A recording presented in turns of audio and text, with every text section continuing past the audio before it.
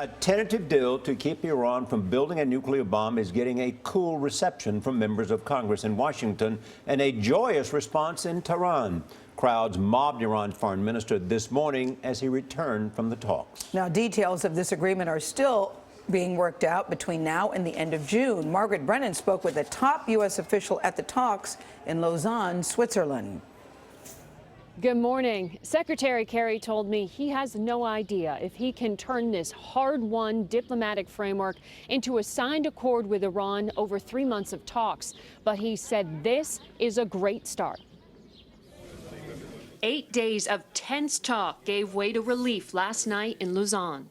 I asked Secretary Kerry how a skeptical Congress will react to the agreement. Will new sanctions from Congress torpedo this?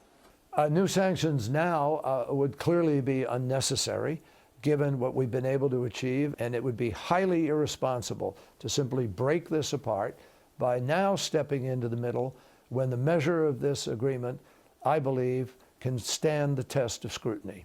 Under the agreement, Iran would reduce its uranium-enriching centrifuges from 19,000 to 6,000. They'd open all nuclear facilities to United Nations inspection, and after compliance was certified by the UN, world powers would begin rolling back the economic sanctions that have crippled Iran's economy.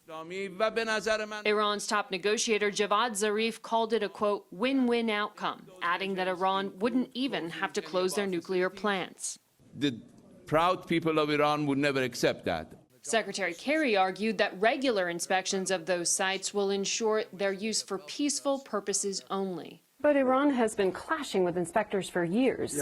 How can you know they won't cheat? Well, Margaret, because we have a whole new system that we designed and that they accepted and worked on to absolutely answer that question, so that we now have a guaranteed access. If they don't provide it, the sanctions come back. The jubilant reaction to the deal on the streets of Tehran was not shared by Israeli Prime Minister Benjamin Netanyahu, who tweeted that the deal would not block Iran's path to the bomb, it would pave it. Secretary Kerry said the Israeli Prime Minister is overstating the threat posed by Iran. And now, Jeff, the U.S. will brief other skeptical allies in the days to come. Margaret Brennan in Switzerland, thank you. Iran